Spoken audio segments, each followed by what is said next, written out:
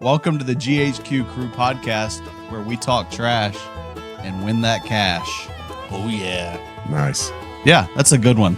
The one-liners have continued. We haven't had to repeat one yet. That's a lie.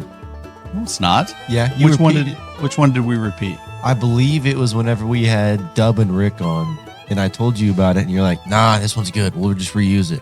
Did we just reuse one? You did. I think we probably reused one, but it's fine. We didn't have the two guests that we have today that were so quick. I mean, we had like 16 with these To choose guys from. to choose from. And we could only use one of the 16. It's all right. It's a great episode. It's going to be a great episode, a great conversation. We have none other than two amazing golfers in these hot seats today. The first one I want to introduce is our very own Les Lettingham. How are you, sir? Man, I'm doing great. Yeah. Great to be here. Yeah, glad to have you on this morning. And the other one in the hot seat is none other than D-May. How are you, sir? I'm good, buddy. Thanks Doing for having right. me. Yeah, we're glad to have you all today. The David May. The David May. And a fun fact about Les, fourth generation. Les, The fourth. The fourth. the fourth. His son is the fifth. Fifth. That's right. Les, That's correct. George Leslie Lettingham, fourth, fifth, so on. so on and so forth. Correct. And funny story, we were in the car one day riding around, and little George was probably 7 or 8. And he said, Daddy, when I grow up and I have a son, do I have to name him George Leslie Lettingham the sixth? I said, yes, you do. And he said, well, what if my wife doesn't want to name him George Leslie Lettingham the sixth? And I said, well, you find yourself another wife. Yeah. She ain't the right one. Yeah, That's right. this will continue. This will continue. We're excited to have a conversation with you guys, and we kick off every episode, and I'll start with you, Les. And we kind of just ask the question of how you got started in golf. What did golf look like in the junior years, and kind of how it brought you up to where you are now? Well, originally I got started in golf. I was 5, and my mom and dad took me to the junior camp to drop me off to get me out of their hair for however long the camp lasted. But Now, were you 6'2" at that time Yeah, when you were 5? pretty much. So, but no, that's not really, I wouldn't say that's really when I got started, because I only did that for like the week out of the summer every year at the camp. And then that was it. You know, Yeah. put the clubs up, didn't even have clubs. But how I got into the game originally was obviously with my size, I was a football guy. Yeah. Played football, loved it. And in 7th and 8th grade, I played at Wayside Middle School out by Eagle Mountain Lake. And in one of the games, my 8th grade year, I played defense, offense, special team. I was a giant, so I was out there. Left me out there. Stay in the game, Lettingham. So I was out there the whole time. And I was playing defense on this play. Came around the corner, pushed the little kid out of the way that was half my size. I was running towards the quarterback. And right when he posted to throw, I tripped over one of the other kids and went through his knee. And when I went through his knee, I had a leg underneath me, and then it folded, and then he was on top of me. So I think I cried more than he did. But Oh, my God. yeah, like it was awful. It's awful.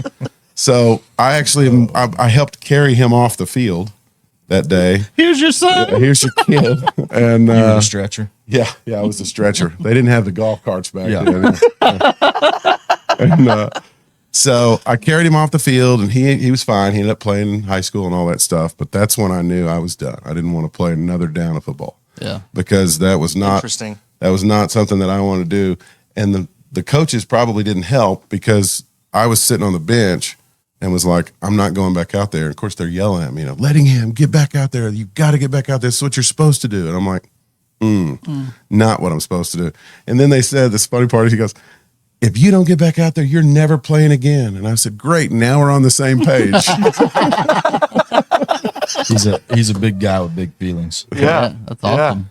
So I went to my dad after the game, Dad was at the game, and I said, Dad, I don't want to play football anymore. I can't do this. I'm done. And he goes, I can tell you're shook up, but it'll be all right. I said, no, I don't want to play. And he said, well, what are you thinking? I said, well, I think I want to play golf. And when I said that, to see the light in his eyes and smile on his face, because it was like, that was his dream, he would love that. Nobody wants to have their kid getting beat to tar playing football. So he said, all right, well, try out for the team. And we'll go from there. So that's really when I got my start Yeah.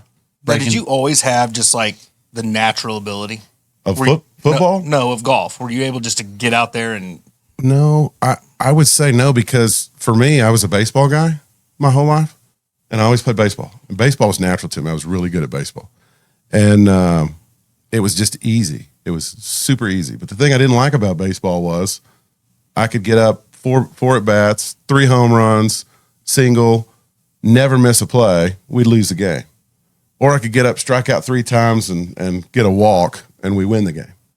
Where my performance really didn't matter. And golf for me was the opposite.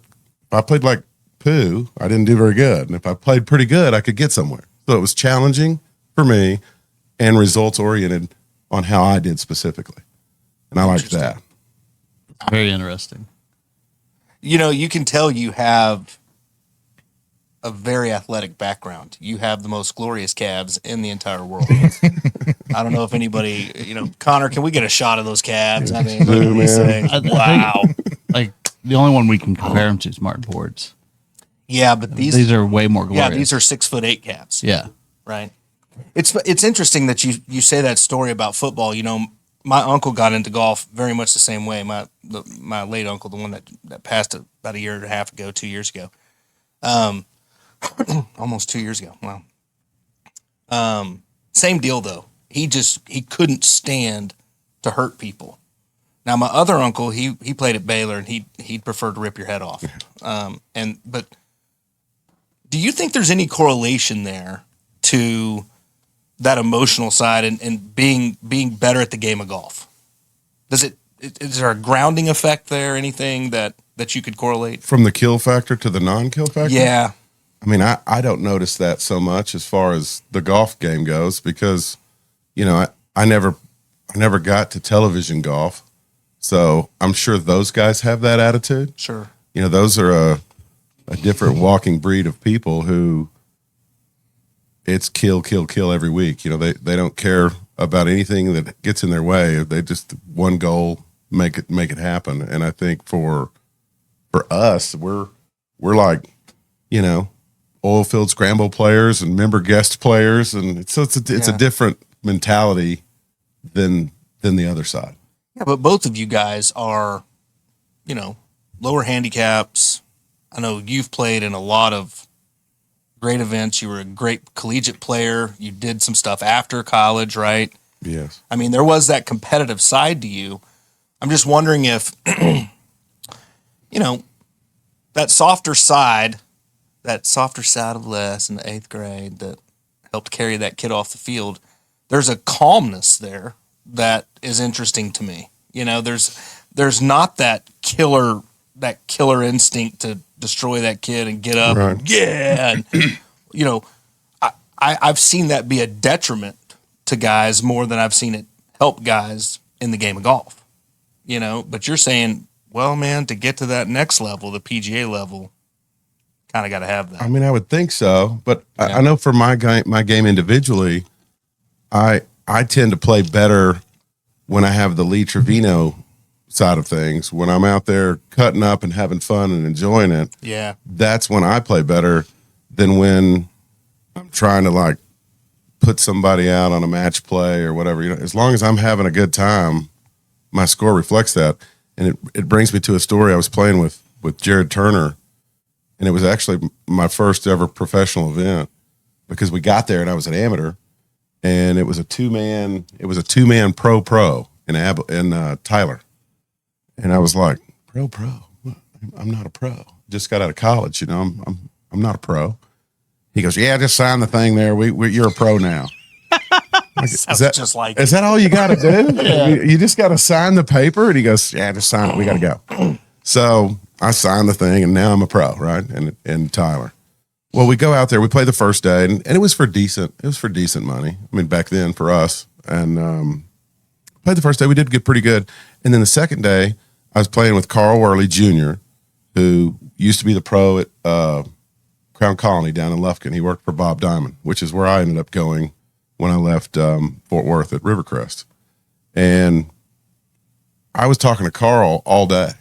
and Jared's in the zone. I mean, he's grinding it out because it's for a few grand each. I mean, it's a pretty big deal for us, and not for Jared, but for me, and first professional event.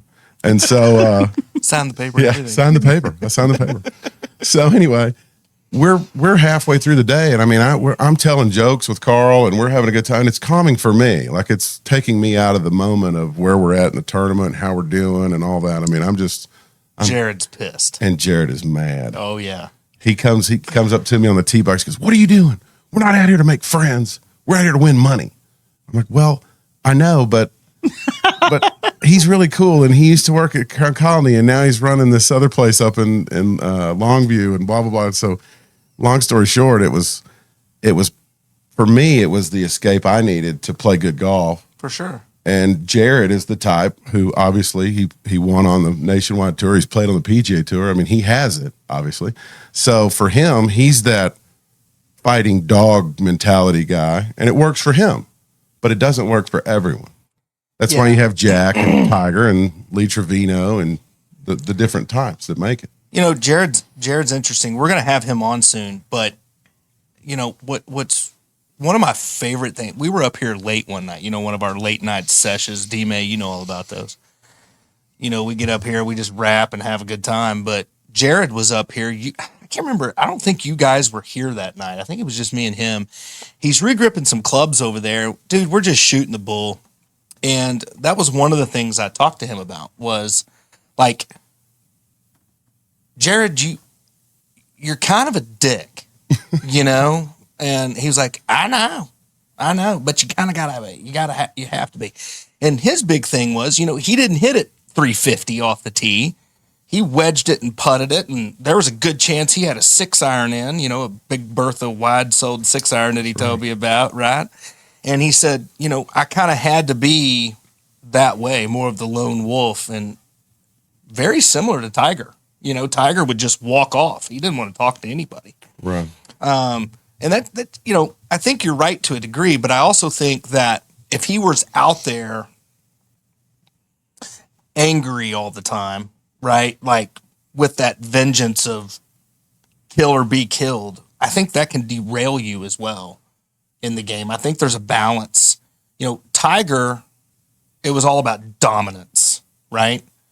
And there's a big difference between dominance and like this anger, this kill everybody type mentality, right? Like, you know, I guess in other words, one is a function of knowing. The other one is a function of trying to kind of hype yourself up to make it happen. Tiger knew. Oh yeah, right. for sure. And I think Jared was very similar in that regard, but he knew that if he got into a talking deal, it would take his focus away, maybe, type of deal. Whereas for you, it heightens your focus, right? It just makes you better. Well, the thing about golf that's so great is it takes, I mean, they've timed it. I don't know the numbers, but it takes what? To go through your routine and to hit your shot is 30 seconds. I mean, we're talking about. Does depend who you're playing with there. I mean, if it's, you know, Donnie as an example, it could take 3 or 4 minutes. Oh, come on. Man's not here to defend himself. Yeah, he's not even here. But no, in the grand scheme of things, we're talking what, 30 to 40 seconds, 45 seconds, less than a minute. Yeah. And then you hit your shot. And then you have what? 5, 6, 12 minutes before you hit your next one? Yeah. Mm-hmm. That's why it was good for me. Yeah. My ADD was, that's about how long I have to even give it a thought. And then I need to go somewhere else. And that's what I would do. Yeah. Do you think that's what hurt you from like pursuing the professional career? Was that right there? Like having to focus on the shot so much? I mean, was that a difficult thing for you? I know you've mentioned before, like, just hand me the club and I'll hit that one. Don't make me make a decision on which one to hit. That's true. Is that? I mean, if I'm being honest, if we're having honesty hour here today, then I would say the reason that I didn't make it as far as I should have made it is because of my head. Yeah. It's 100% in my head. Yeah. Not that it didn't have the shots, didn't have the ability, or didn't have the talent. I think I had all of that, but what I didn't have was the total package in that of how to turn it around when it's going bad, everybody can play good, and when they're playing good, they can continue to play good, right? Well, it's the guys who, when it starts out shaky or it starts out bad or they get a bad kick or it doesn't go the way that they think it should have gone, and they let that affect them, are the ones who are most, you see a lot of those guys, a lot of guys that are full of talent, and just, you're like, how is this guy not on, the major? You said that about Martin. And I was going there. Yeah. I mean, to me, of a lot of the people that I've seen and watched hit golf balls through the years, and the list is pretty good. I mean, Martin's up there. I can pull up a chair anywhere that man is hitting balls and sit there and just watch. And when he's on the range hitting balls, or even when he's in here trying out a new driver, a new 7-iron or whatever it is, and he's in the net just hitting ball, it's just amazing. It's the sound that it makes, and I know we all talk about the sound from the Hogan days because it's a different sound. Well, Martin has the sound. Yeah. And it's repeated over and over, and it's just amazing what he can do. And then when you go play golf with him, yeah, he's liable to shoot 62. Mm-hmm. But then the very next day, you play with him, and no offense, Martin, I know you're going to watch this, but I mean, it might be 75, and you're scratching your head going, how's that guy ever shoot 75? Yeah. Because it's just an amazing amount of talent in there. Yeah. And I think him and I share something very similar. It's in our head. When it's going good, we're a freight train ready to just roll through it. Yeah. But once that one tick, and I don't know what his ticks are, but for mine, it's and I've actually talked to some different people about it, but for me, it's when things that I can't control happen that I let control me. Yeah. And that's the part that I haven't been able to get over that.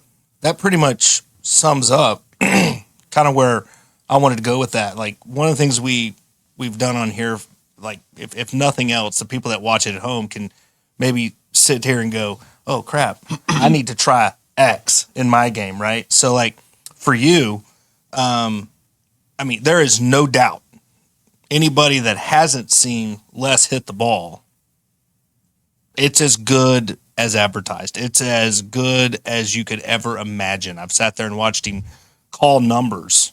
D-May, we've done that with him in there, just sat there and watched him call numbers and hit shots and take a 7-iron and say, hey, man, hit this one 173 with a little, cut. We won't say what we call it, In today's world, we'll get in trouble, but it's a specific kind of fade. You can do with that what you will. But we can also tell you, hey, hit it 192 yards with a draw. I mean, that's a 20-yard differential, and you can pull those types of shots off, and that's a very special thing. For those that are watching, do you have any idea how you would combat what you just said? In the fact of the mental side of it, like, if you could go back and do it again, how would you combat that? Well, or do you have it or you don't? If I had that answer, we would be talking about something else today. That's right. What's interesting too is, like, and I'm not throwing any shade towards Jared. I mean, Jared's resume speaks for itself. I don't know that there's a lot of things that I think you probably do better than him, like skill set wise. Yeah, but that goes to show you how much the brain matters in this game. Yeah. I think for you, Les, you just need the confidence factor. Like, you need somebody to reassure you that's the right type of shot to hit. Yeah, you're right, and I'll go along with that. One of my largest wins was in college, was the conference championship in 01.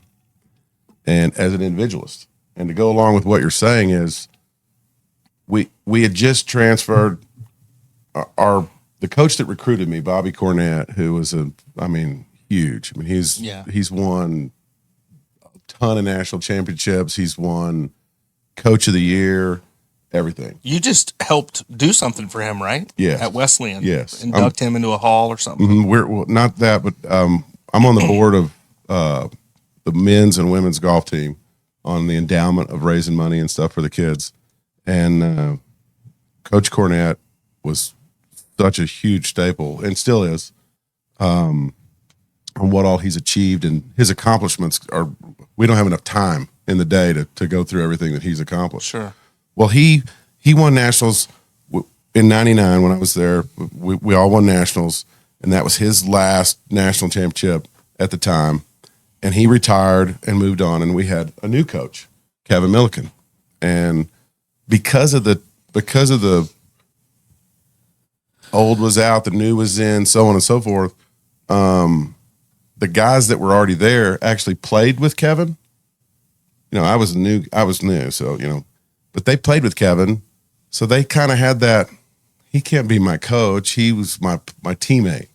Right. So you had that where I didn't play with Kevin. So he was coached to me instantly as soon as he got the job. Well, because of that, fast forward to 2001, to go along with what you're saying, when we were in Iron Horse at Leawood, Kansas, playing in the conference championship, the other players didn't even want to see coach. They're like, don't tell me anything. I don't want to hear your coachisms. I don't want to, you know, get away. So, I mean, they didn't really say it like that, but you get what I'm saying. Sure. Maybe to us in the hotel room that night, like, well, I don't want to see coach today. You know, that was them. But for me, he was coach. Yeah. So the last round when we were playing, coach came up to me and was like, hey, I'm going to just be with you today. I'm just going to walk around out here with you because I don't want to bother the other guys. Every time I'm around them, they say it bothers them and whatever. So I'm just going to be here with you. And he basically caddied for me. Yeah. And he told me the shot. He would just say, hey, hit this one like this and do that. I mean, he did it all. I just said, oh, my bag is yours. Tell me what to do, and that's what I'll do.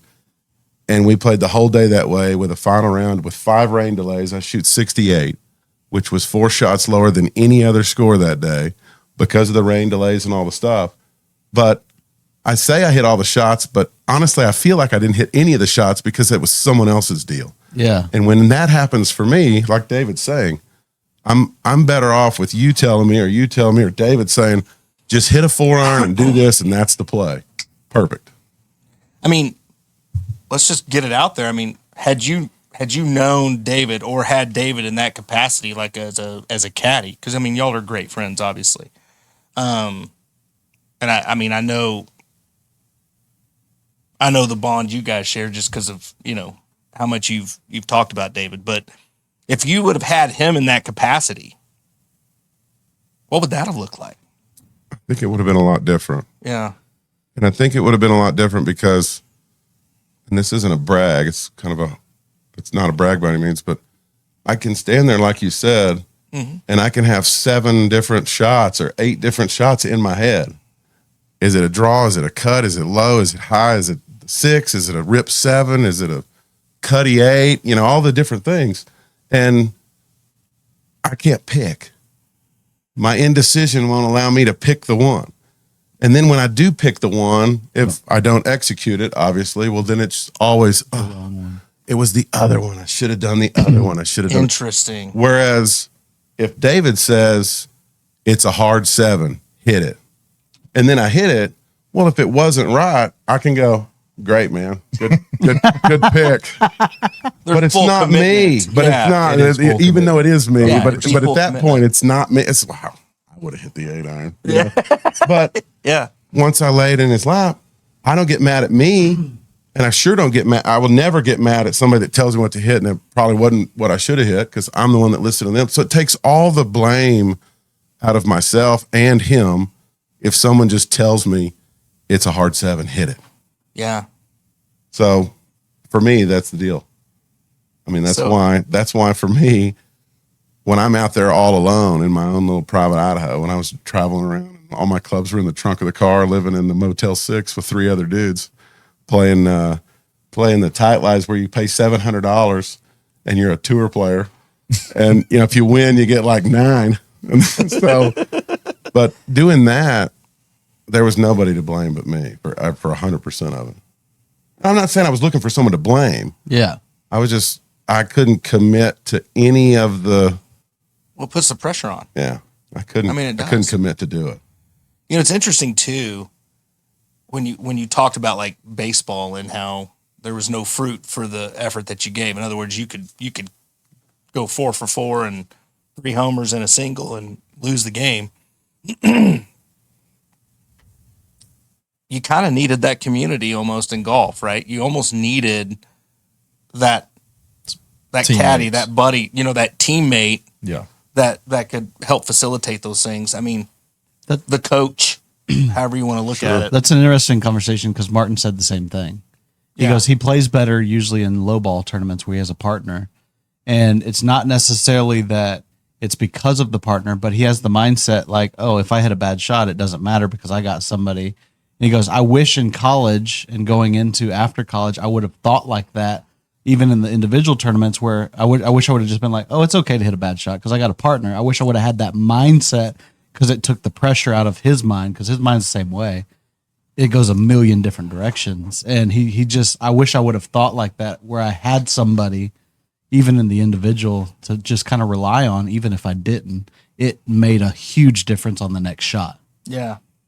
I mean, me and you have from a club perspective, right? Like you've just looked at me.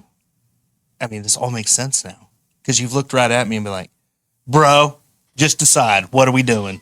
Tell me. Just tell me what to do. That's a weekly basis, right? Yeah. Well, Not this year. not this year. We've had the pings, man. That's the right. pings. They've But- lasted longer than I thought. What's crazy though is it's interesting. Is the TaylorMade guy will be here in about 2 hours. That's right. We gotta finish this thing up so we can see what promise Perry has. But what's interesting is when he goes out with those clubs, right? And your first 3 rounds were good 60s, like 65, 68s. Yeah. Mm-hmm. When you had the pings. It's hilarious, but at the same time, understandable. If you had this little, now, okay, folks, we're talking about one of the worst backs in history. There for several years. It started in 13 and was yeah. fixed last year. Finally. I'm going to do the same guy. Yeah, I know. I can't wait. love It's it. going to be good. But what's interesting is I remember one time you came in, you're like, I shoot 80 with these. We're done. The driver, there's one specific thing that if it does it, we're done. It's that shot. It's the high right shot that goes out of bounds on a couple of different. Grandma's backyard. Grandma's backyard. That's right. Ross Rower. They're in Grandma's backyard.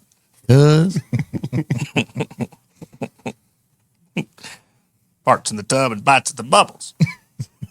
But anyway, there's a few of those things. We all hit them right eventually, right? Yeah. I mean, it's okay if one goes right. It's okay if I know when I hit it, it goes right and it went right.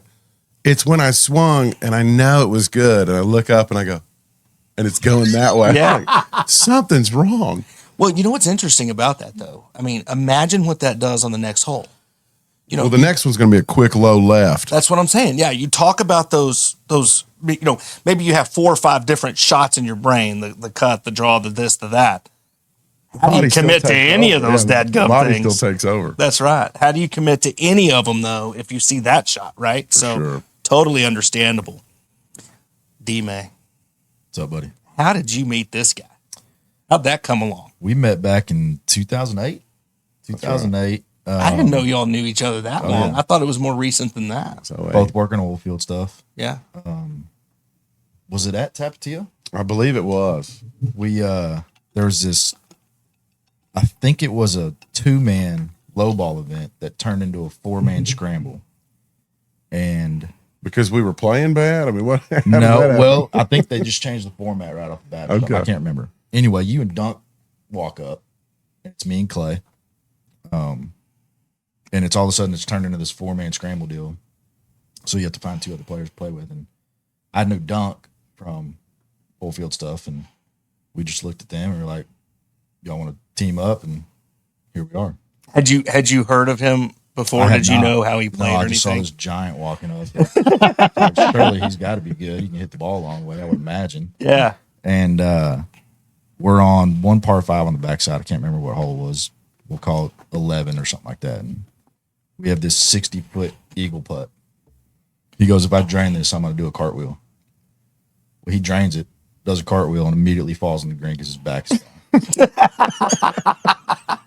It was a good cartwheel, though. It was a good So I guess it cartwheel. really started Yeah. back in 2008 with your back. Well, I had gone in and out of back spasms and hurt. I could not this be and his that. stretcher and carry him off the green. But yeah, I mean, it started in 12. Well, you know, I was actually talking about you with a guy the other day, and I know D-May and I.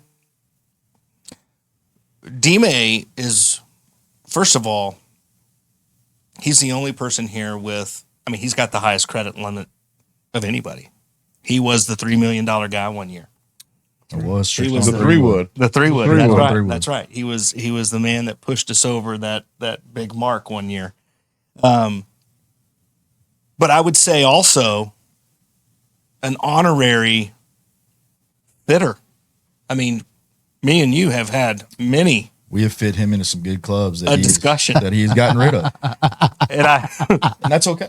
well, yeah, it's great. But It's a hobby. what I love, D-May straight no chaser with it, and he's about for the sure. only one that can really go at you about it, and you don't seem to get as upset. I think that's why we're as close of friends as we are today. Is Yeah. because I respect him a lot, and what he says means a lot to me.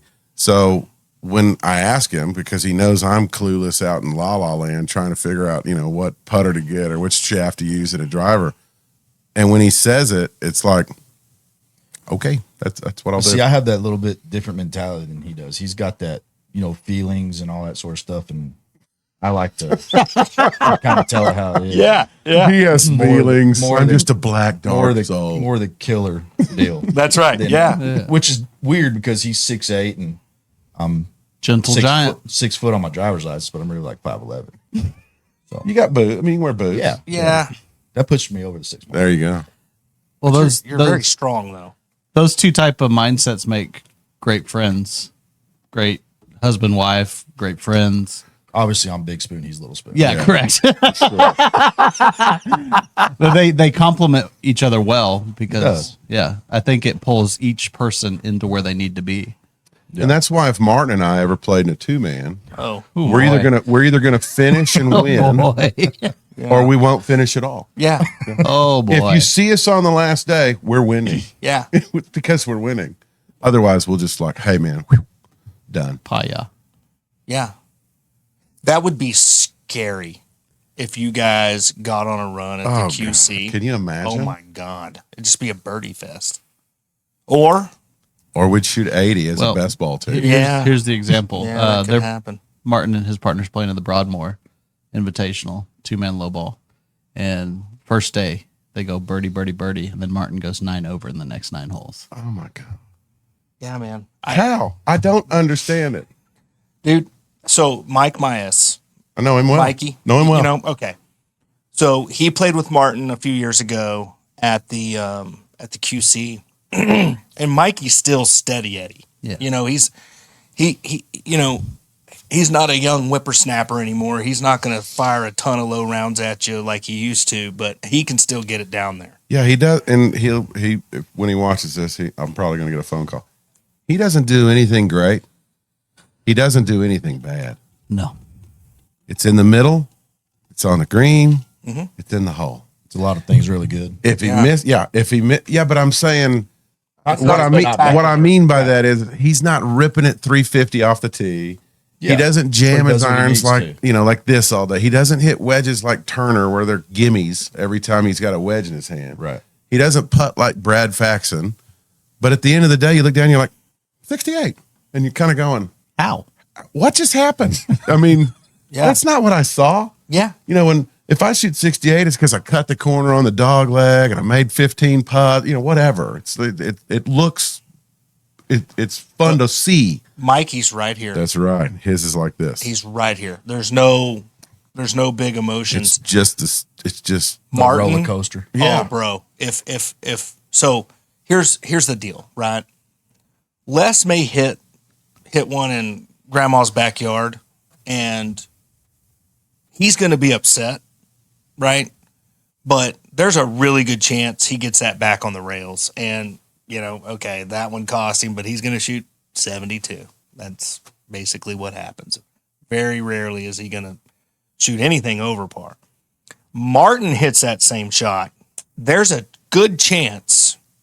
And I think if Martin was here, he would admit. Well, he would this. say he said this in his episode. But if Martin hits that shot, there's a chance 2 or 3 holes in a row are going to be that same thing, and it's just going to build, and he's going to get more and more angry.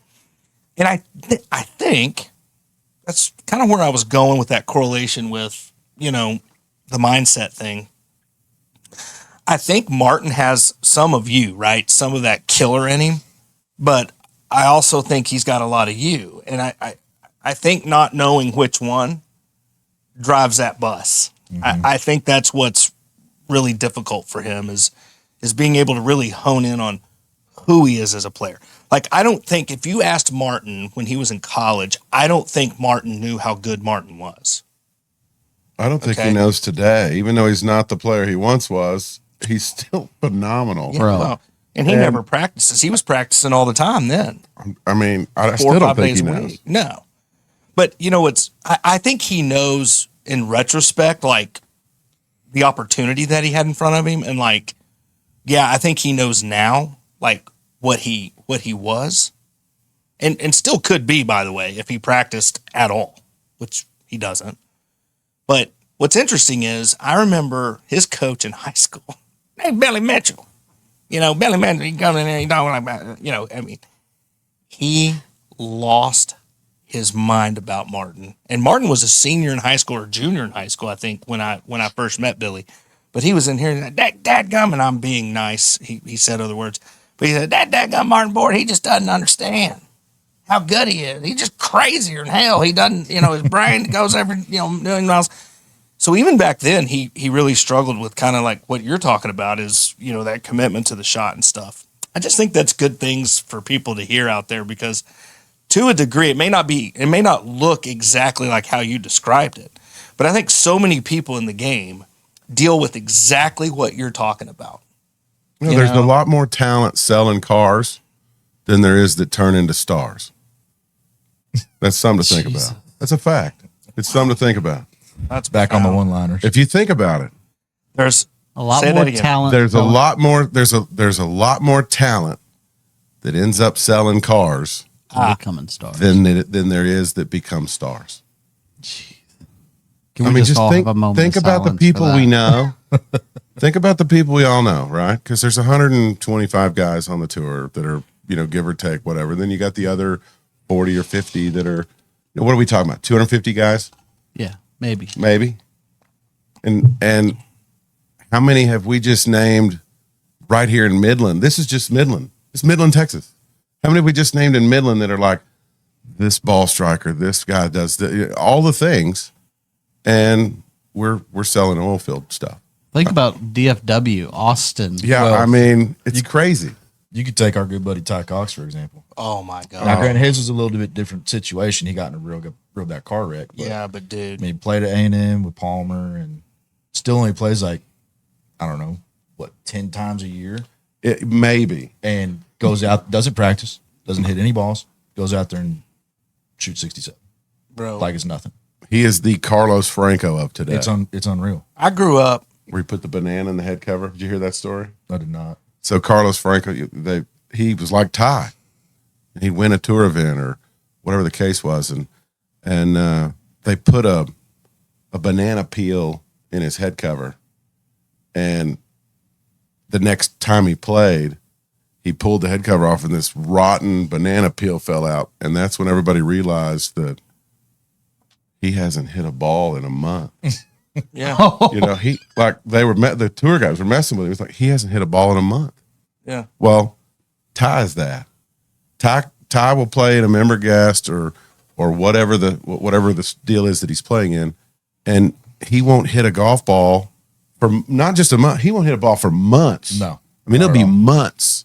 And then he'll come back out and he'll kind of get that old Parliament lit up working. He'll work his back out a little bit and he'll crack it off the first tee, 68.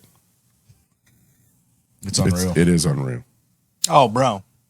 As y'all know, I grew up in the same town as Ty.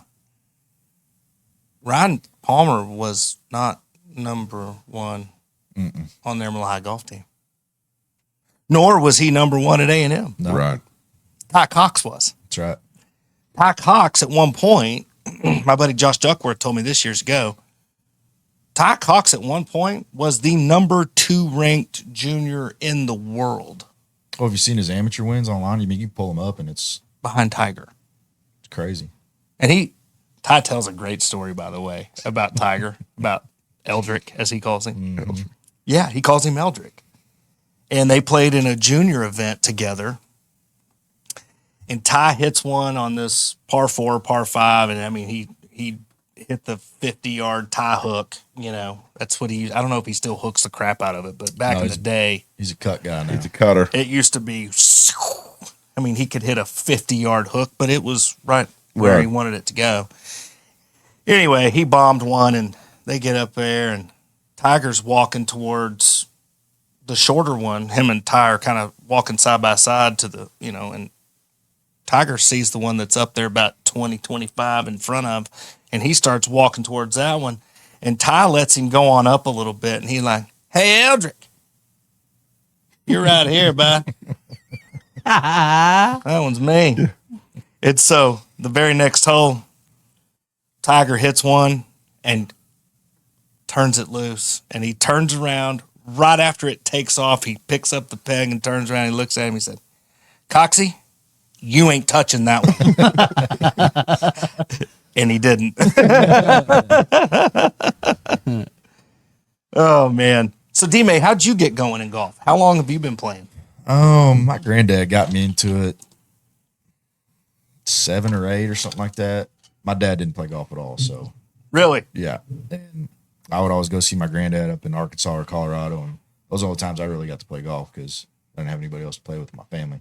Yeah. So I didn't follow this guy's path over here of how good he was and all that sort of stuff. Never took lessons or anything like that. So I'm more of a self-taught guy. And Self-taught. it shows sometimes. I can dang sure hit it in the forehead. Yeah. But Yeah. yeah, so that's how I got my start in it. Did you do any other sports or anything growing Yeah, up? I played or- baseball and basketball. Okay. Yeah. Were you more of like you could bench press a truck, and I know you like to hunt and stuff like that, I do. and date I do. supermodels. So that's a fun fact too. We've had some good stories up here. Yeah, yeah. We So won't get into that. yeah. Well, we can maybe Moving that's on. That's an after dark episode. That's right. That's That's right. an after dark episode. And we have one-liners for those episodes too. Yeah, we do. Great We got some really good ones. When we're ready for the explicit edition, Yes. give me a shout. But So- yeah, so I've had to work on it on my own a lot. And, Yeah. I mean, it's gotten better, but still not. So did you take like a big break like through high school and college? I mean, did you ever I played play? in high school a little bit. In college we were just going around and drinking beer and Yeah. having fun, but I didn't have Making the fours college and- level. That's right. Yeah. I didn't have the college level experience like these two did. That's Still pretty a fun cool. game. So it was more just like a hobby for you. That's and right. Now we're just a part of the member guest tour. Yeah, now we have all of that to just circle back that we're all in the same That's right. place. But Yeah. I think you're a more highly ranked player on that member guest tour. than Oh I am. yeah, if the member guest tour had rankings, I mean, you got the four big ones in Fort Worth. So, five Five big There you go. ones. Yeah. There's 5 big ones in Fort Worth. Well, as far as clubs, there is 4, but we'll save that. Okay. But as far as clubs, there's Rivercrest, Colonial, not in any specific order. There's Rivercrest, Colonial, Shady, Oaks, Mira Vista, and Ridgely, and they all have their member guests, and they all have a gross. I think 4 of them have a gross sector of their member guests. So Mira does not in the Classic, and that was the last of the Mohicans for me to try to snag was the member guest at the Mira Vista because it's net, but It's a quota game. it's a quota. Mira. That's in right. their member guests, whereas opposed to the other 4 is all low ball. Okay. And Garland Strong and I in 2019 got that one, and Ty was there because Ty came up and he goes, "You won the Slam." And I'm like, "The Slam?" And he goes, "Yeah, the Fort Worth Slam. We got them all." And he's one away. Oh, really? Yeah, Ty doesn't have Mira. Yeah, he's the classic. He's got all the other ones. Him and I won Shady and Ridgely, and then he won Rivercrest with George Liebus, which is oddly enough is the same guy that I won the Rivercrest Crestival. The gross part, not the net part. The net's where all the money is, but The Crestival. the Crestival. And then Colonial, I don't remember who he won with at Colonial, but he's still looking for his final piece of the pie at Mira Vista for the. So has anybody Fort else Worth done the one. 5? We don't think so. Ty's gone through all of his people to talk about the Fort Worth Slam, and I've talked about it to different people, not Sure. not calling it the Fort Worth Slam, but just member guest guys that I see all the time. We're in the presence of greatness. I don't think so. I Alleged. I don't think the Fort Worth Slam amounts to much. No, but that's impressive. If Bro, you're the only Colonial one and that's ever Shady. I mean, It was cool. I'm not gonna lie, it's cool. I don't have it on my bag yet or anything. Yeah, I think that needs to be 5 stars. Yeah. 5 stars on his back. Put all the logos on there. That's right. yeah, Yeah, Oh, we're making you a staff we're bag. doing it. funny. We're doing We're it. making you a staff bag. That's awesome. But yeah, to go along with what David said, all the different paths in golf that people take, right? You've got the people trying to make it, the people who have made it, the people who are never going to make it, but they get total enjoyment out of the game, the people that take their kids and their families to play, and the ones that use golf to escape from all of those things. At the end of the day, it all circles back, and we're all at the same place. Yeah, And that's right. what's pretty cool. yeah, and I think too, like, bro, one of your best friends is Mark Brooks. I mean, JJ Henry, you know him. Stinking, you were at Artisan and saw Bryson Yeah, not too long ago. not too long ago. You know what I mean? Like one of the things we talked about with, was it Rick and Dub, where we talked about like just the people you get Yeah, to meet, yeah, the yeah. community but what I'm getting at is Mark Brooks is a major champion, but to him he's just your buddy. You know what I mean? Dad. Yeah. I mean, You know what I mean? Like I'm sure you've got to meet a ton of great people through the game as well, D-May. Mm-hmm. And, in oil and gas, it's kind of a prerequisite. I mean, like you kind of have to play if you're gonna sell in this business. yeah, I mean, right? as a sales Or, guy, yes. Even doing what you do, D-May. I mean, it's advantageous to play, right? Just because of the community of people that you meet. So it's an awesome game from that perspective, and you don't have to be a professional. You just have to. You just really have to play. Just hit it here. That's right. That's right. That's right. Just hit And it for a here. guy in sales, if I was calling on D-May, if I call on him and to meet him at his office, right? I'd be lucky if I got in. I'd be lucky if he gave me 30 minutes of his day sitting in there, because he's going to be he's going to be going all out. He's going to have invoices, phones, call. I mean, everything's going nuts. He carries like 3 phones. I know. Yeah. So for D-May to let me in his office to make that sales call, I'm lucky to get 30 minutes, but out of that, what am I really getting? If you narrow it down, I'm really getting maybe 5 minutes to try to push my product, talk about my pricing, talk about whatever it is that I'm selling. I have a very small window.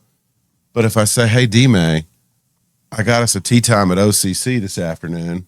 Why don't you meet me at 1:30? And he says, you bet. Now I got him for 4 hours. That's right. Sitting in a Yamaha. Yeah. So, That's right. I mean, that's how it works. Yeah. You get a lot better relationship that way too. Yeah. I mean, That's interesting. From your perspective, as the guy that gets taken to play, right? I've always been curious about this because, what you're talking about is very real out here, especially, like get them to the golf course. Now I got them for 4 hours. We can do some stuff. From your perspective, D-May, how much business is too much business when you're on the golf course, right? yeah, I mean, I more or less like to talk in the office about business rather than on the golf course, because I think you just that's all you're talking about every hole. It's like, Yeah, I think we're here to do something else. We can talk afterwards, but sure. I don't know. Maybe I'm a little bit different in that aspect. While you're playing, We're focused on Yeah, that. I don't want to talk about business. But for you, it's the relationship. You got them where you want them. It's the good ones that know how to make him think that we're not talking about this. That might be a really good shot, but it's the ones who are good that actually, before they know it, they've had a great day and we haven't talked about work at all. And I just got a bunch of work. There's something to be said about a good salesman. Yeah. And he is one of the best. There's no doubt about that. Thanks, man. There is no doubt about that.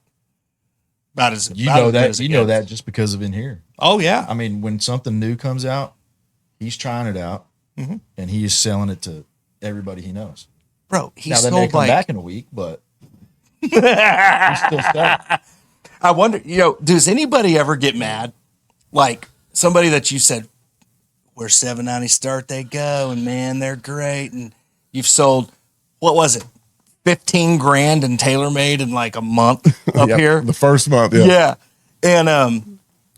And then all of a sudden they see you at the golf course and You don't they're have not You in got your pings bag. in my And, bag. yeah, you got pings. But they're good for you, though. They're good for you.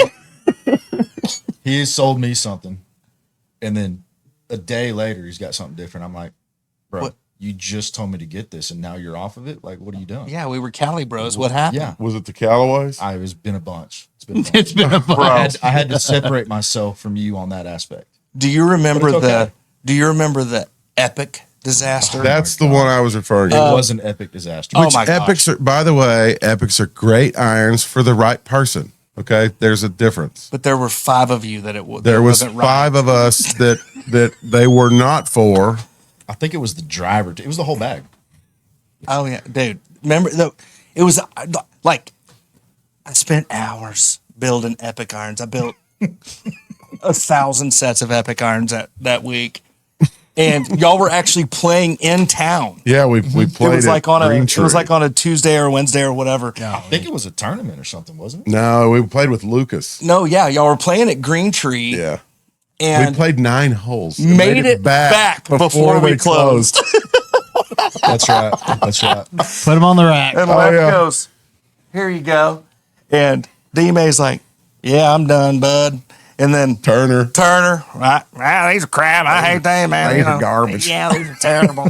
It was freaking hilarious. But we did bring chicken nuggets so you could build us something completely different. Yeah. Yeah. All night. Yeah, we stayed up till 1, had a great time Yeah. building all of our new stuff that we had McDonald's was the key that day. Fellowship. to have. Chicken nug. Yeah. 40 piece. Oh yeah. Oh. Plus number 7. The two Hot mustard. cheeseburger Did you get meal. the hot mustard for him? Absolutely. Yeah. Oh yeah, they know. He's a hot mustard. They know. And we had to not get from McDonald's. We had to go to the gas station and get the Dr. Pepper on Fountain because it's better over there. You know, you got to know his little. He's got little things that he's got to have. That's It's the true. ice and That's true. The vanilla splash. Yeah. Yeah. Bang.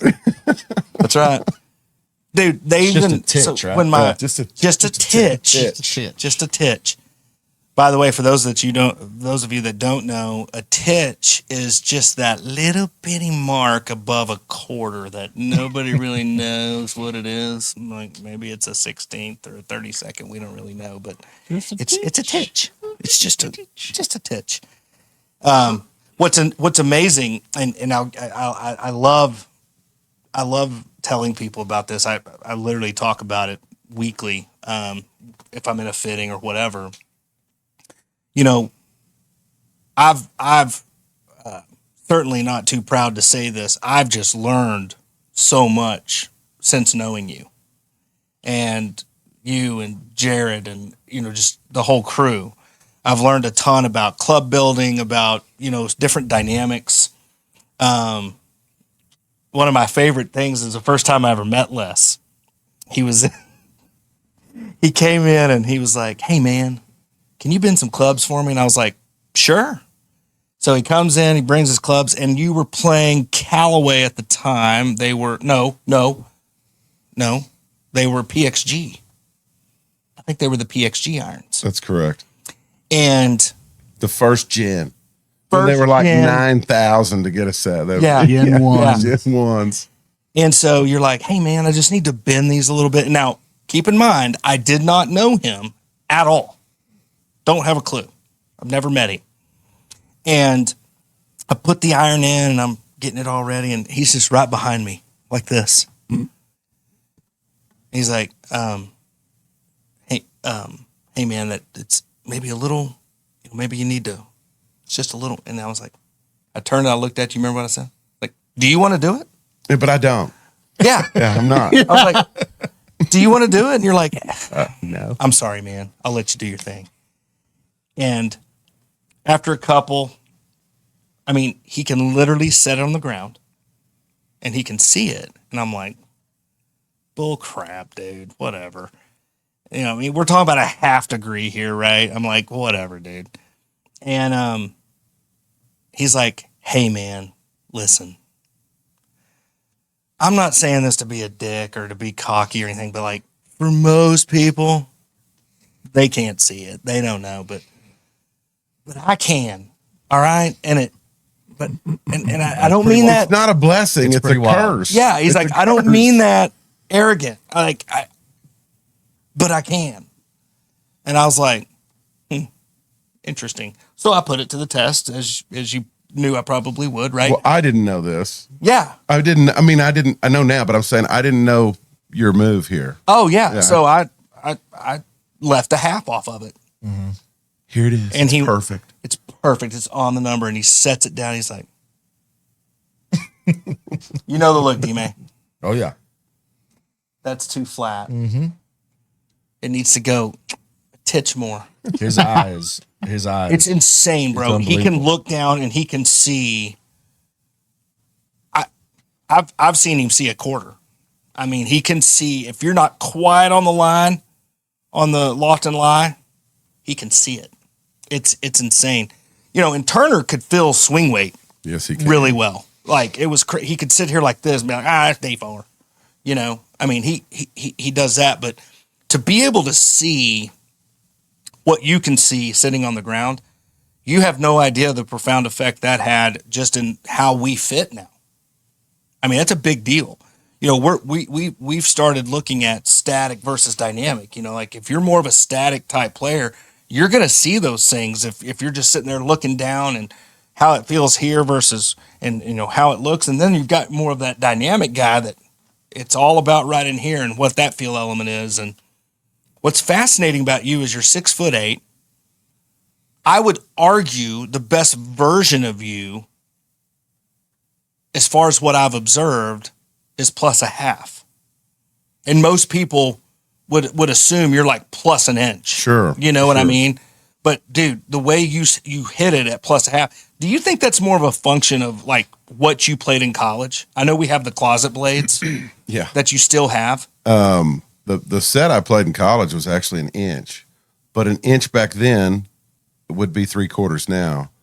I played Mizuno's at an inch over, but the 7-iron, that's the whole deal. Standard is a moving target. Yeah. But the Mizuno 7-iron was 34 degrees of loft, and it was 36 3/4 standard, which I think standard's 37 for most.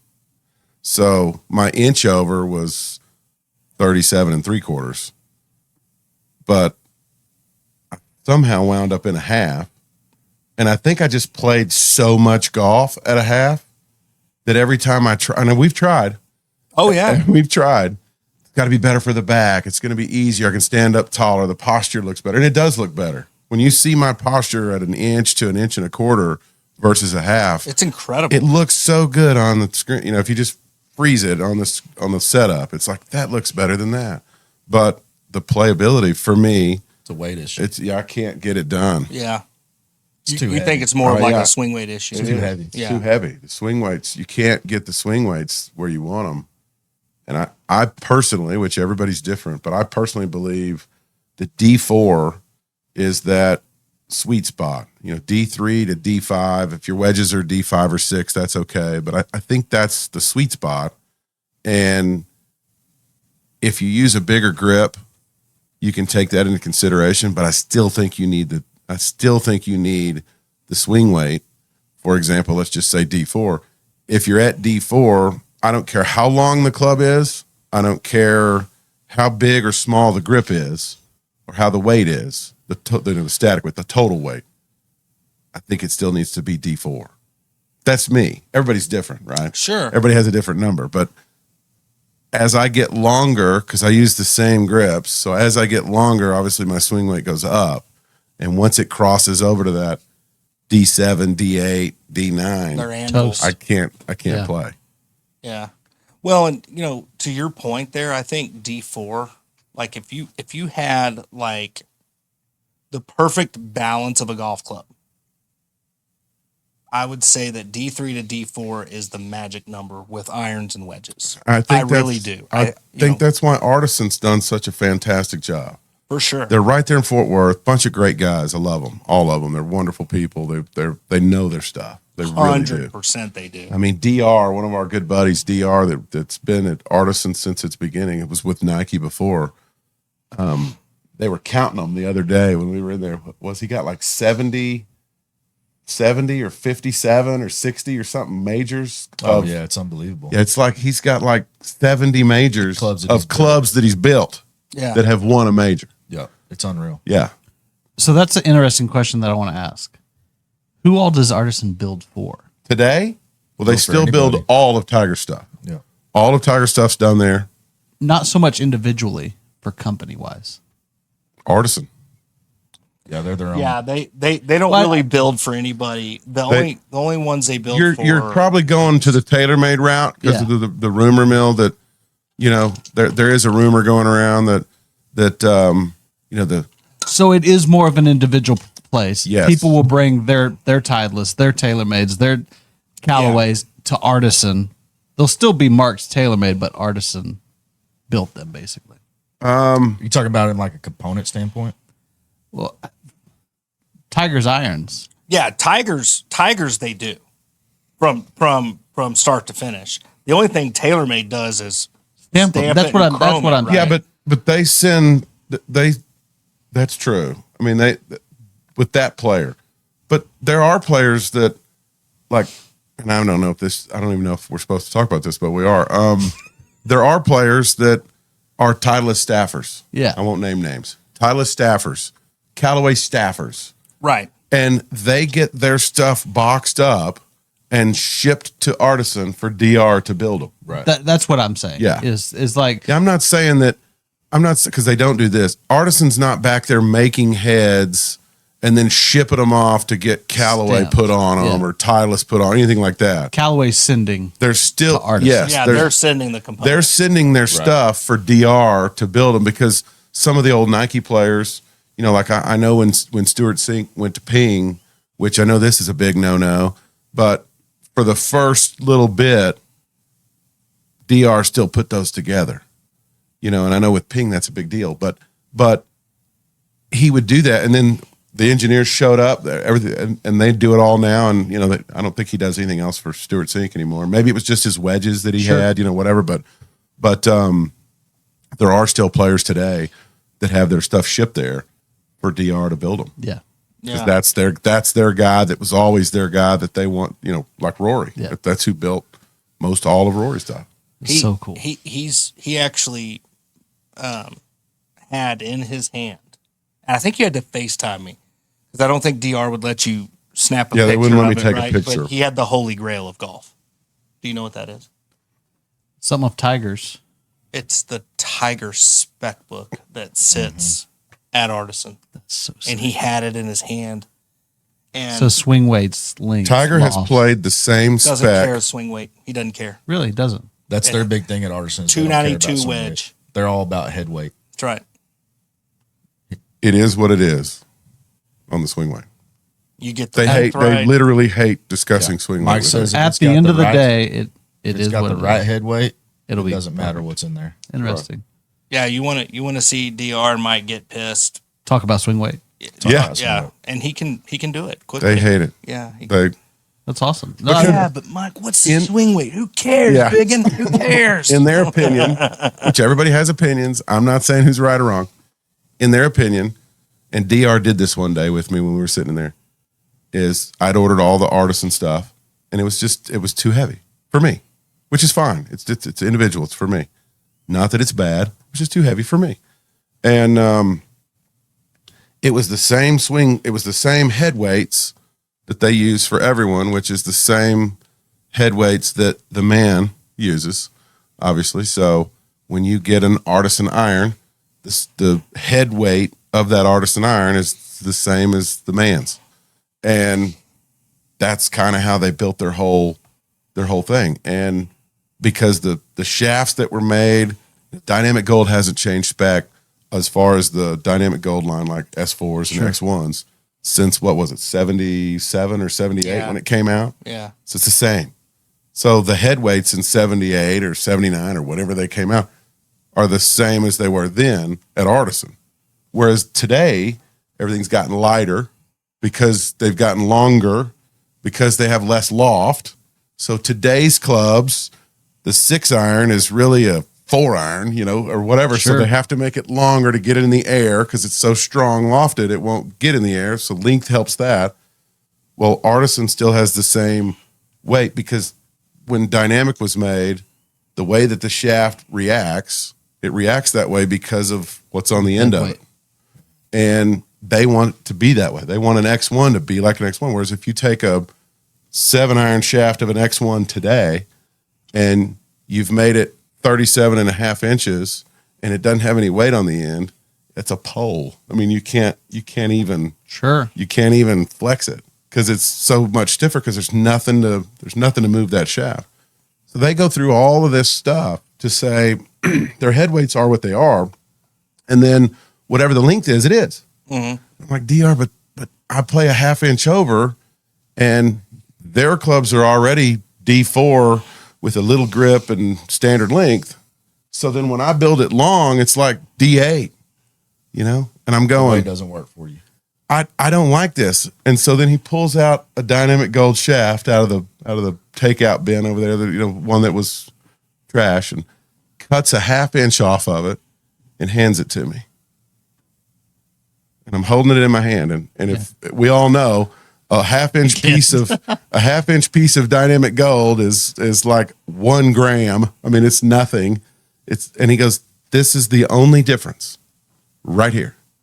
And so you're holding your hand, you're like, but it's not. And so that's what starts the whole deal. Yeah. Because it is the only difference in his club and my club. If they both that have 1 dynamics and they're both artisans, which he plays the artisan iron, it's a 1/2 inch. But I'm telling you, the swing weight on the scale, By the time that 1/2 inch gets to the head, that's right. And that's why DR wants to take the swing weight scale and throw it in the trash. Cause he's like, you're lying to yourself to believe that machine has any value, because the longer the club goes this way, the heavier it is. And now all of a sudden you can't play it because it's DA. When the reality is this is the real difference right here. So maybe they're right. Maybe I should go back and try some. To your I just came up with a new idea. Yeah. Well, to your point though, it does change the balance point, if you will, right? So, it does. And that's a very real thing from a fitting perspective. You can see real differences in players as you change that balance feel, right? In other words, you can take away the polarity of head weight or butt weight, right? You can add that, you can subtract it. We have counterbalance shafts now that take away all the head weight, right?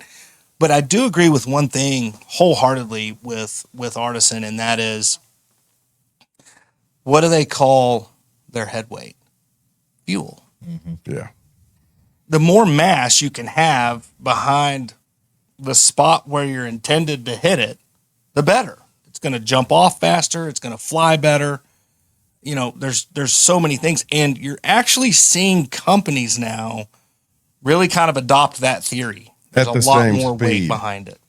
Right. You got to make sure you say at the same speed, because if more mass creates your speed to slow down, then even though you have the mass, you won't have the same results. Right. So mass, and I'm saying I think my 7-iron's 96 miles an hour. If I swing a 96 mile an hour D4 or a 96 mile an hour D0, well, mass is better. But if I'm swinging a 96 mile an hour D4 and then all of a sudden, 96 mile an hour D0, and then all of a sudden I'm swinging 90 miles an hour with a D4, that doesn't equal out. Right. So it's got to be the same swing speed, and then mass will take over. Right. My brain just exploded. Yeah, man. So that makes me want to go down another rabbit trail with it. If you were to ask Artisan to lighten the head weight, They won't do They it. won't do it. They won't do it. Every JJ single one Henry, of their models, same head weights in every model. period. and Blade, they won't. CB. Nope. If I JJ was- Henry got a set to mess around with and try just not long ago. And he plays a half over like I do. And his grip isn't as big as my grip. He uses like a normal size grip. So the half over added 3 points. Oh yeah. So they're looking at D4 now. They're looking at D7, and JJ goes, "This it's too heavy. It's too heavy." You know, he could feel it too. He's like, "It's just too heavy." So he asked Mike to shave some of the backs off of them, just shave a little of the weight out. Nope. They did do something really cool to those old tricks on G. Oh, those tricks on blades. That's where I was going next. Is if I sent him a set of irons. Yeah, so I took him a set of blades, Z-forged, and they weighed all the heads. And he drilled out holes in the back of them and inserted tungsten plugs in there To make them to heavier. get the head weights where they needed to be. Yeah, but the most impressive thing was those things looked like they hadn't been touched No. when they were finished. They refinished them, Oh my gosh! but he got the They actually head. made them raw, They but made them raw and then left the. they looked great. But you couldn't see the. You couldn't see the plug holes. But he got them to Artisan head weight. Okay, He'll do that. that's where I was He'll help going. you get your clubs up in weight, Lighter, but he he'll won't make 'em make them heavier. lighter. Right. Yeah. So in order to get Artisan head weights lighter, you'd have to do the shaving yourself. Yeah. And then you're going to make him really, Really mad. Yeah, yeah. yeah, and I would argue that if that's your shtick, right? And like if you're just insistent on the idea, like for example, for you, if you're just insistent on the idea that it has to be D4, then Artisan's not your club. And I think those guys would tell you that. That's right. Yeah. Well, know, what they they don't- won't tell you that. They don't care about swing weight. What they'll tell you is the swing weight doesn't matter. Right. And I'm just whatever saying. it is, it is. If you're insistent on arguing the idea that it has to be D4 at a half with Artisan irons, They'll say They're gonna say- we're not your guy. They'll say, "Have you tried an LA golf shaft?" yeah, exactly. LA golf shaft, extremely counterbalanced, makes every swing weight machine go crazy because the design in their shaft will lighten the head on the swing weight machine. So that's when Jamie will be like, "Well, if you have to have D4 or whatever, Yeah. then let's LA. try LA." Yeah. Because it'll go way, I mean, it'll be way lower than that. Or Yeah. Project X or KBS or, something that's got a little more handle weight. All right, Interesting. Got a question for you. So with DR and them over at Artisan, how in the world did they get along with Bryson? Because that's like polar opposite identity. That's it. That is an interesting question. Well, I will tell you that DR is an absolute saint and can deal with, like Jared. I mean, Jared deals with me, and I mean, so, but Bryson wants his stuff a certain way, Yeah. and he's very, very, strict on how he wants it, and he knows what he wants, and DR knows how to do it. So you've kind of got the greatest tinkerer of all time and the scientist, and then you have the greatest builder of all time that you can't really argue when he's got however many, So that's more of an interesting thing. That is Bryson bringing stuff to DR, or is Artisan making for Bryson? I mean, he made his wedges that first U.S. Open that he won. Yep. And was wasn't playing Artisan Bryson wedges. in there that day? Like he had, bro, you told me he had like a whole bundle of LA shafts. He was and in there was, with like, the LA guy. Yeah. The tipping them like a 16th of an inch and like getting them perfect. he had the LA guy there, and he had the Jumbo Max grip guy there. No, really. He had Pelican boxes full of And he had everything. He had It was insane. he had Pelican like gun boxes, Yep. so they wouldn't break, full of all the shafts, and then he had cases Of of the grips because they weigh each grip, because To make if sure they're one consistent. grip's 52 grams and the other one's 50, well, that's not going to work. 2 grams on the butt end could be a quarter of a swing weight. Have you seen that video of Bryce? Like, I used to trash Bryson a lot. I actually like him. Oh, I do too. I think he's so dope. But like, have you seen the video of him when his buddy calls out and he's like, hit the 200 8 iron, yards. 200 yards. yeah, 8 iron, 200 yards, and he hits it like 201, and he's like, dang it. And then he 201, he's like, dang it. And then he hits it again, it's like 199. He goes, Bryson, I bet you $500 you can't hit an 8 iron, 200 on the dot. 201, 201, 199. He never did it. He never did it. got. What? I mean, 201, sure he 201, 199. Oh, and the 3 shot. He gave him 3 yeah, shots. 3 shots. Yeah. I'm sure he did it right after that, but the guy's incredible. He Did you see really the most is. recent video where he broke 50 with Trump? Yeah, he played with I Trump. didn't see that. I thought they shot 50.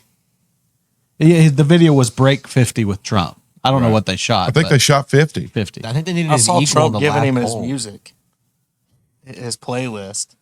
So cool. Playlist? I've got a great playlist. Okay, so I want to ask a question to both of you. Give both of you however long you need to answer.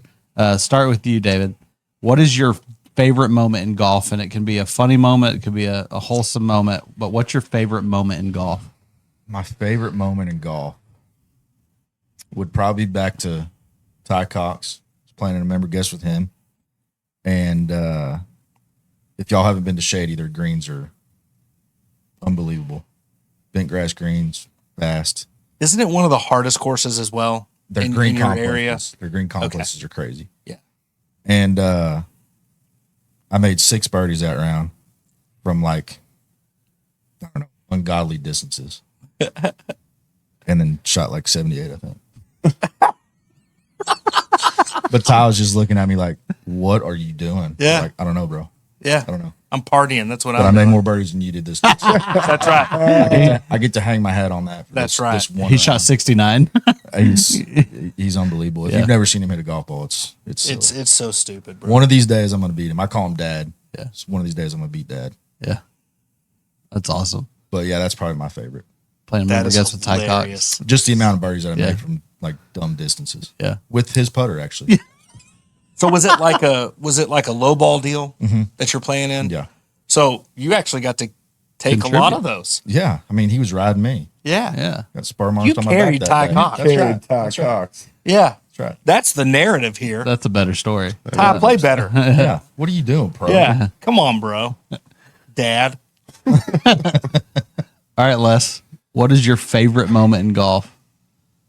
Well, if I had to pick one, I would say the 2001 conference championship when Coach was caddying for me all day long, because I'm kind of a sentimental guy. I like Sure. stuff that correlates and all merges together and has sentimental value, which is Feelings. feelings. Thank you. Yeah.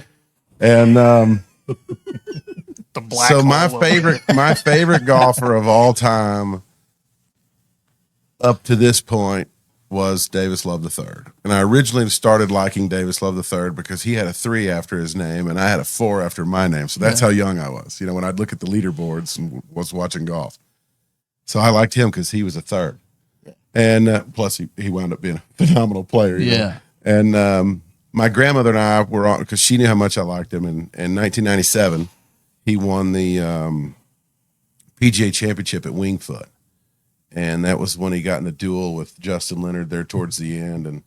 And Davis pulled away. And as he won, the rainbow was above the green when he took his visor off. And that was I remember it because I watched it 72,000 times. But fast forward to 01, I lost my grandmother in 99. Well, they all said when Davis won the PGA Championship that, that was his dad looking down and, the whole thing. So we had 5 rain delays in that final round up at Kansas, Leawood. Iron Horse was the name of the course. And so we would stop, we'd go back out, we'd stop. They almost canceled the round. But I had Coach with me the whole time, so that was cool. I won the tournament, which was fantastic.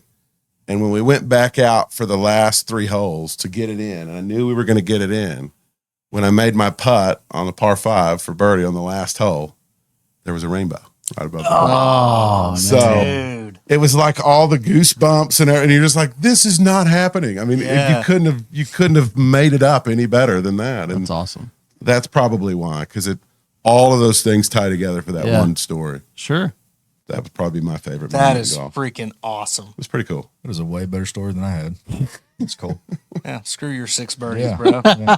Just, 78, good round. But I didn't beat Ty Cogs. I didn't beat him either. I just made more birdies. Okay. Hey, real quick. My favorite story of all time from you.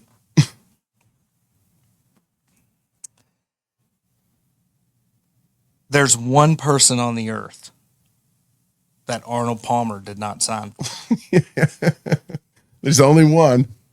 And that was you. That was me. Yeah. So to tell that story real quick, we Dunkelberg, the guy that I used to work for that owned FDS, took us all to Augusta. Arnie was still alive, and I loved me some Arnie. He was the best. He was the king. And we all get there and run in, I buy a flag because I'm on one mission: get Arnie's signature. I've met Jack, I've met Tiger, I've met Davis, all the stuff. I haven't got Arnie. Arnie's the guy. You hit drivers Yeah, for Tiger. I was fortunate enough to do driver testing for Tiger with all the Nike guys who are now Artisan guys. And in all 2001. 3 that he liked, those are the ones Tiger picked. That Yeah, tells and, you this guy's and won the talented. Buick Open the next week with the driver Yeah. that I hit before he did. So I'm there, man. I'm going to get Arnie's autograph. This is it. And all he's doing is par 3, and he's going to hit the tee shot on Thursday morning and then just kind of mosey on out of there. So I feel like I got a pretty good chance. So I'm running around. I've got the flag. I can't wait. And there he is. This is on the Pro-Am day or the par 3 day. Was there a rainbow behind it? No rainbows. No. Jackass. So if there was, I would have got his signature. That's right. That's right. He's over there eating, and the way the ropes go, to keep the fans out like me, that's probably shouldn't be where I am. And I run all the way to the corner, and I'm up in the corner section, and he's about 50 yards that way eating lunch. And I've gone as far as you can go. And the cart path goes right in front of these ropes. And he's going to go from lunch to the first tee, so he's going to come this way. And no one's around me. Nobody. I'm up in the secluded corner. Everybody's watching the par 3 tournament. There's literally, when I say nobody, not one human being is where I'm standing but me. He walks down, gets in his golf cart. He's the passenger, so he's even closer. And here he comes, driving down the cart path to go to 1. And I'm 6'8", and I lean out with my wingspan, and I got my Sharpie and my flag, and I'm like, Mr. Palmer, the king, the king. He's driving right at me. He's going to hit my arms. He's going to hit my arms. Yeah. And about this time, the guy turns to the left into the grass so that they don't hit me. And Arnie just goes. And away they drove. And right next to me was a green trash can, and I took my flag and went, done. So I ended up calling Dow, who I'm friends with, who was he head pro for many years at Colonial. And Arnie was his godfather. And Arnie had passed at this point, and I was playing in the Colonial Cup or whatever, and I was telling Dow the story, like, I didn't get his autograph. And Dow goes, Pards, why didn't you just tell me? I could have called him and got it for you. I was like, well, that would have been cool, but I wanted to get it. Yeah. So I didn't get it. And he goes, well, I got one better than that for you, Pards. You're the only guy in the history that ever wanted Arnold Palmer's autograph and didn't get it. I don't think I'd ever heard that story. Because that's funny. The truth is, Arnie signed everything for everybody. Everything. Everybody. Yeah, He man. never turned anyone down. He turned me down. I was the only guy in history. And it's not like he didn't see you. He acknowledged No, you. He With, just gave you a thumbs Yeah, up. I think he knew me and was like, oh, not that guy. Yeah. Turn to the left. To be fair, he probably couldn't hear you. Yeah, probably. Yeah. So I was telling Brooksy, I don't know if I should share this, but I'm gonna. I was telling Brooksy the story, and Brooksy said, "You know what you should have done?" Because Mark's known him forever and ever and ever. And I said, "What's that?" And he said, "You should have cussed at him for driving off, and he'd have stopped and came back and signed your stuff. You should have just been like, 'Hey, you beep beep beep beep beep beep,' and then he would have came right back and signed it. Or you should have offered him a drink." Whoa, getting personal. Getting personal. What a great story. Isn't that awesome? Yeah. What a great episode. Yeah. It's been a good episode. We knew it would be. Yeah. It's been a good conversation. Thank y'all for coming on. Thanks for having us. Where are y'all headed? Well, We're headed to Seminole, Texas. Oh, Gaines County. Gaines County. What a beautiful course. It's really not that bad. Yeah. Now, when you get out there, go over this with me again. I love your hat, by the way. We bring this part down. well, this is the bucket that just gets worn, not to be sweated in and everything else. Okay. But this That's the daily. This That's one, the that's the fashion daily. bucket. This one goes in the truck, and then I have the other one that it's a larger bucket, or it's turned down for Well, to be an actual bucket. To be fair, Les, that's a normal size bucket hat. You're just a large human being. That is correct. You put that same bucket on Jared, it's Looks like, mad. Looks like a sombrero. that is a beautiful bucket hat. He was talking about it the other day and about, was it Roark that was in there? Like, Ross. got there on your head. Yeah, he wanted if I got a free bowl of soup with his hat. I got a free bowl of soup with that hat. Oh my gosh. So y'all heading to Seminole, We were headed to Seminole. 2-man low ball. 2-man level. How many days? 3. Where are you staying? Denver City? No, we're staying in Seminole. In Seminole? Really nice place. I think It's it's the Wyndham. the Wyndham. Is it Walking distance to Taco Bell and Pizza Hut that's right next door. So that'll be, I mean, not a lot of it's going to be places our have a nutrition for the Wyndham, weekend. but Seminole does. Seminole does. Is it an actual Wyndham or is it a painted No, I think it's Wyndham? WIN. It's not one of those you get the points for. It's not that Wyndham. Yeah. It's the wind. Yeah. And ham. Yeah, wind That's right. ham. Yeah. Yeah. Well, good luck this weekend, guys. I Thanks, hope sir. y'all kick That's a butt. W. Yeah. That's a W. I hope y'all kick butt. Yeah, but we're not partners. It's a problem. Wait, who Yeah. 2 different partners.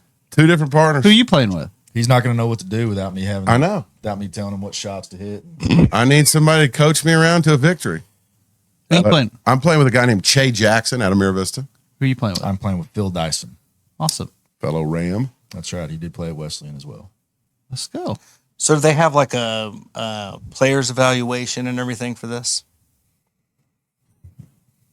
I think you just bring whoever you want. Like a Calcutta? There's a Calcutta. Okay.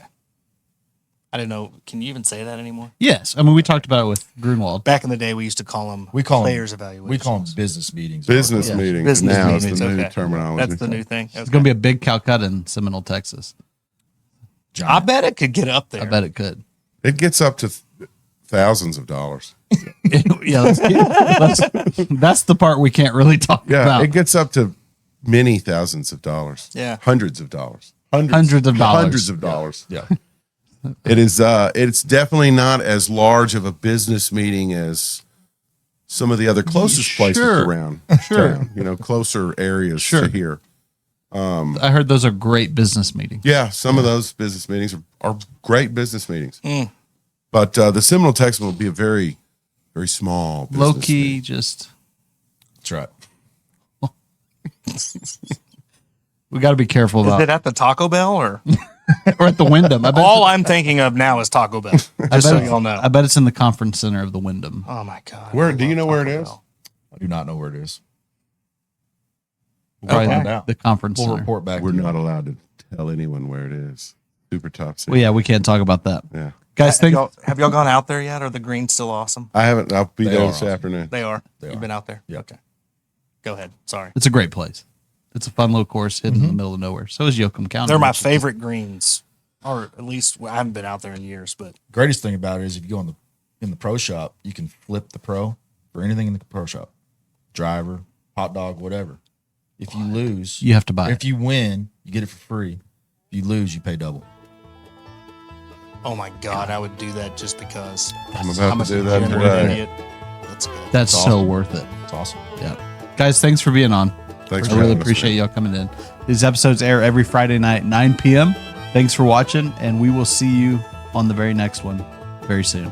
See you guys later.